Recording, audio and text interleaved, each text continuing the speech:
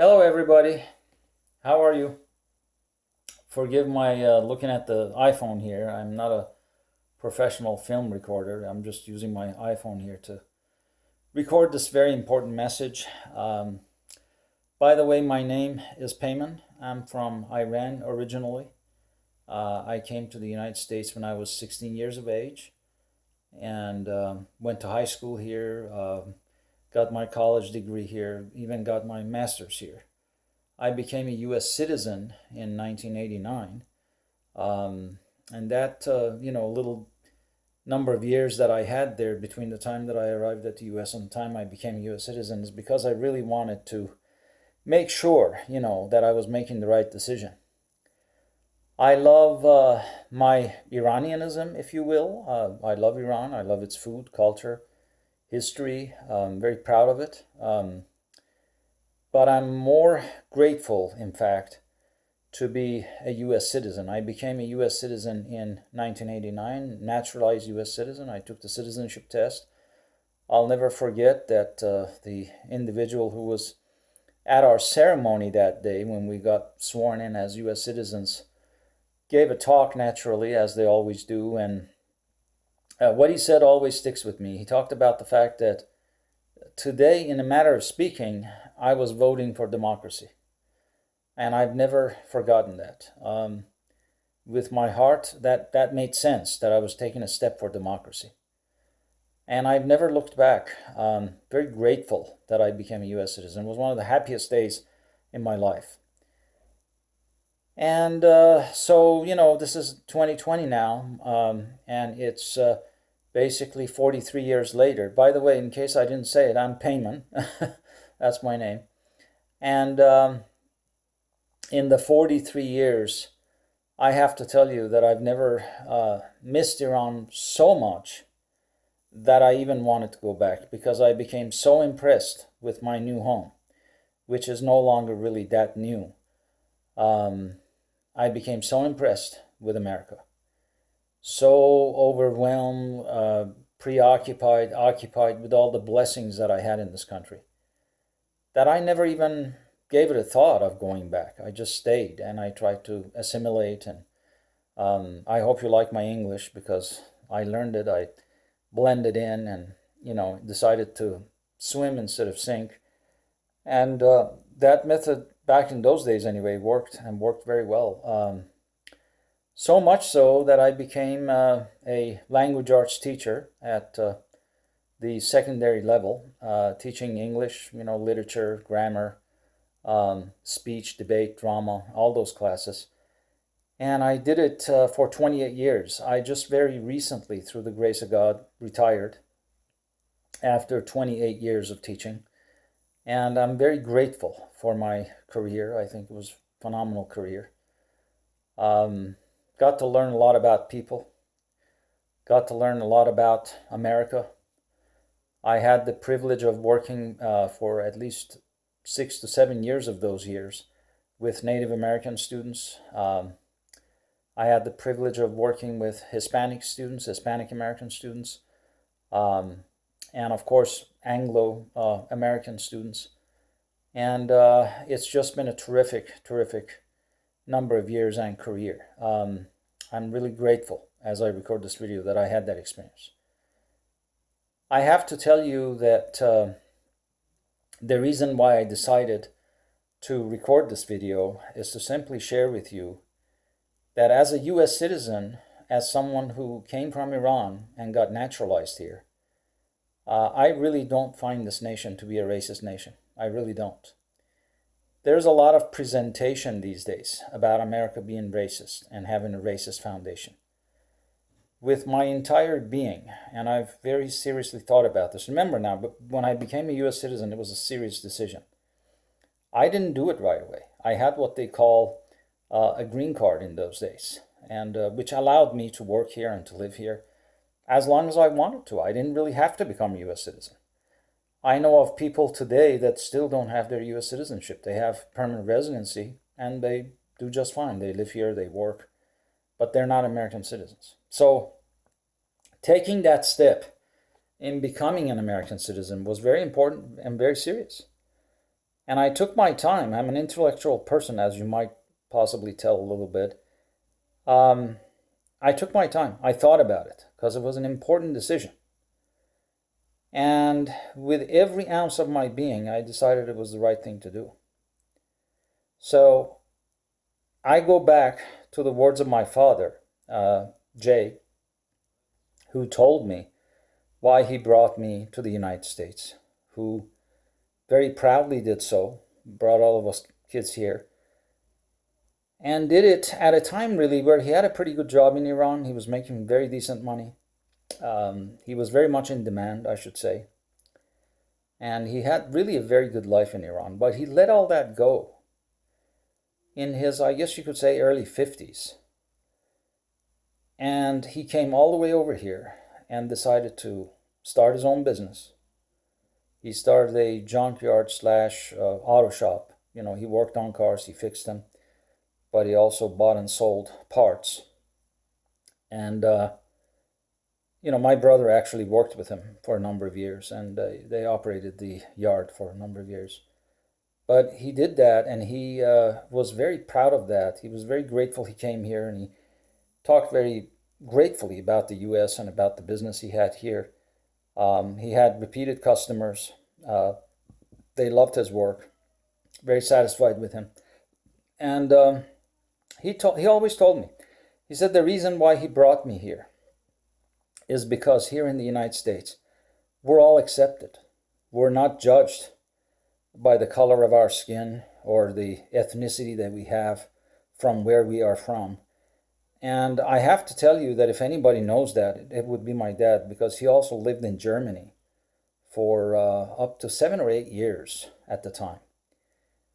And that was pretty much right after World War II. And so at the time, Germany was West Germany. And my dad lived there for about 7 or 8 years, I would say. He always told me that in his experience of traveling around the world and living in other places, he was treated like he was a foreigner. People would ask him, when are you going home? And that's something that he always reminded me of. But he said here in the United States, that never happens. And he was right. He was absolutely right. That was totally my experience. As I lived here, I could see how open people are and how accepting they are. They, you know, really embraced me with open arms. I live in a fairly, I guess you could say, small town, although it's about 100,000. And in this town, you know, most of my life anyway, it's been, you know, mostly really white people. There's not a lot of diversity, at least not for the many years in the beginning where I came here. It has certainly now changed some, and there's, you know, more people of different color here. But I just never experienced any kind of prejudice. I never experienced any kind of discrimination. I always found that people lend a helping hand. They helped me. I remember one time I had a flat tire, in fact, twice. One time was a police officer, and then the other time was just actually a volleyball player from the college. And God bless them, they both got out of their car, both white people. They came, they helped me. They got my tires fixed, and I'm not my dad was an amazing genius mechanic, but I'm just the opposite. I'm not like that at all. As Woody Allen once said, I'm something to the effect that I'm happy if I can just open a can of tuna. But I never really had mechanical ability, and they helped me, you know, get my car going, and got me on my way. And I never forgot that. The police officer, by the way, he helped me get the tire fixed, but he also came with me to the tire shop and then gave me a ride to work. You know, so it was amazing. I was just very, very blessed with that. So I've never really experienced this horror tales that we hear about. I'm sure that they have probably happened to other people. I'm not going to deny their stories, but I'm just speaking from my perspective. And, 43 years is a long time. I never felt that to be the case nationally. I found the United States to be a very helpful country, an amazing place with a great history, and, really a country that became better and better as time went on. As Gary Hart once said, we are a self-corrective system or society, and that's the beauty of America. Now, he said this probably somewhere in the 80s, I'm guessing. But I remember hearing that, and I remember really absorbing that and remembering that it really had impact on me, and the fact that it's really true. I mean, it rang true. So the life I've had here has just been phenomenal. I'm not going to lie. I mean, it hasn't been a, you know, jump up and down every day with total joy all the time. I mean, that's just unrealistic. But overall, it's just been a great country. It really has. Forgive me, I'm going to drink some tea. We Iranians love tea, so forgive me for that, but I have to take a sip.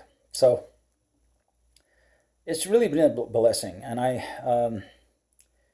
cannot say enough about how great of a country it's been.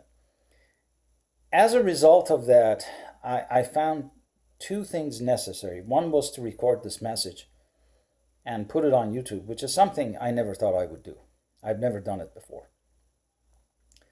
But secondly, I wanted to just reach out and talk about the fact that, you know, I found a lot of help here and a lot of opportunity here. This country affords the opportunity for the immigrant like myself, and I'm first generation immigrant, you know, to be accepted, to be aided.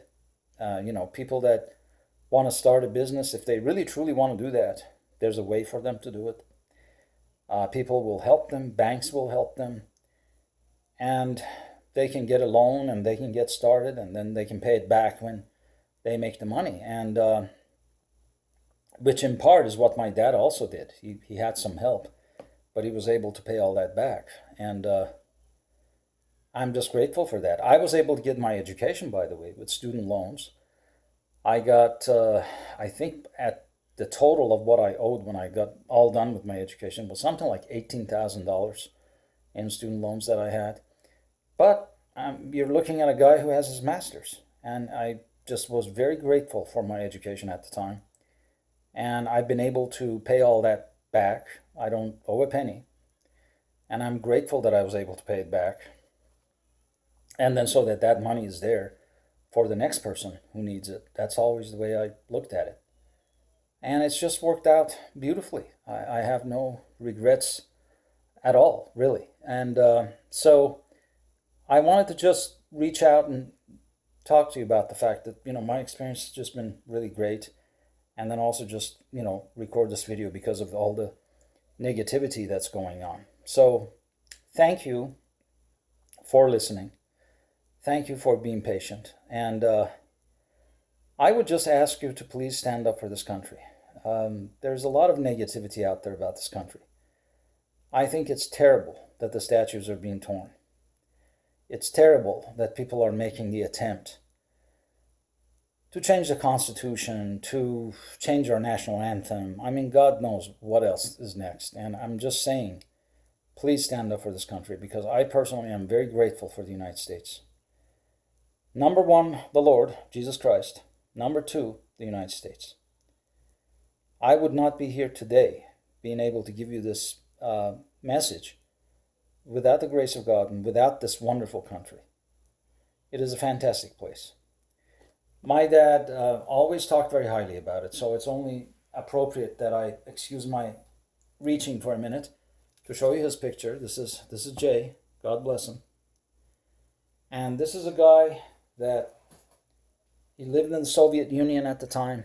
He was from Iran. He went to the Soviet Union, and that's a whole different story. It really could make a movie almost. But he was there for about 7 years. He went illegally, by the way. And in those days, in the Soviet Union, they would jail you if you crossed illegally, because they never knew who you were, and maybe a spy or something like that.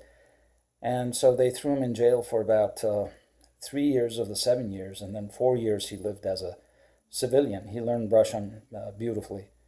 And that's one of the 5 languages that he spoke fluently, by the way. He always spoke very highly of the United States. Always talked about the difference between democracy and communism, or Marxism, between democracy and really all other forms of dictatorship. And so I'm thankful to God, to the United States, to my dad for bringing all of us kids here. And I would just plead with you to please stand up for this country. Don't let it be, don't let it become some other place. Don't let it become a dictatorship. You have the First Amendment. Please speak up. And please stand up for this wonderful country. I also, forgive my reach again, want to tell you that this is my flag. I recognize no other. And as the president would say, I love our beautiful flag. And I love what it stands for. It is an important flag. Well, God bless you. God bless the US of A. And thank you again for listening. I really do appreciate it. Thank you.